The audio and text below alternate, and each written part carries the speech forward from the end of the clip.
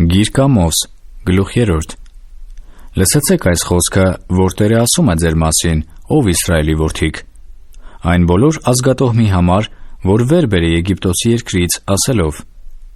միայն ձեզ եմ ճանաչել երկրի բոլոր ազգատոհմներից, դրա համար ձեզ պիտի պատժեմ ձեր ամեն անօրենությունների համար.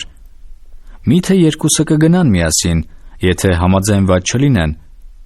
միթե առյուծը կմռնչի անտառումը, եթե որս չունենա. միթե առույգ առյուծը ձայն կհանե իր որջիցը, եթե մի բան որսած չլինի. միթե վայր կընկնի թռչյունը երկրի վրա վարմի մեջը, եթե նրա համար լարող եղած չլինի. միթե վարմը վեր կառնվի երկրի վրայից, եթե մի որս որսած չլինի, կամ եթե փող փչվի քաղաքում, և ժողովուրդը չի վախենա, կամ չարիք կլինի մի քաղաքում, որ Տերը չլինի արած այն. որովհետև Տեր Եհովան ոչ մի բան չի անի, եթե չհայտնե իր խորհուրդը իր ծառաներին, մարգարեներին. առյուծը մռնչել է, ով չէ վախենում. Տեր Եհովան է խոսում, ով չի մարգարեանա. հրատարակեցեք Ազովթոսի պալատների վրա և Եգիպտոսի երկրի մեջ պալատների վրա և ասեցեք. ժողովեցեք Սամարիայի սարերի վրա և մտիկ արեք նրա միջի շատ խռովություններին և նրա միջի հարստահարություններին, և չգիտեն ուղղություն անել, ասում է Տերը. իրանց պալատներումը զրկանք ու հափշտակություն դիզողները.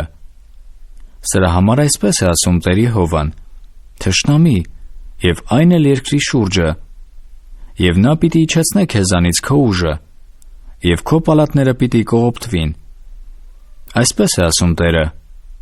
ինչպես որ հովիվն է ազատում առյուծի բերանից երկու ոլոքներ, կամ մի ականջի բլթակ, այնպես էլ պիտի ազատվին Իսրայելի որդիքը, որոնք բնակվում են Սամարիայումը, բազմոցի անկյունի վրա և Դամասկի անկողնի վրա.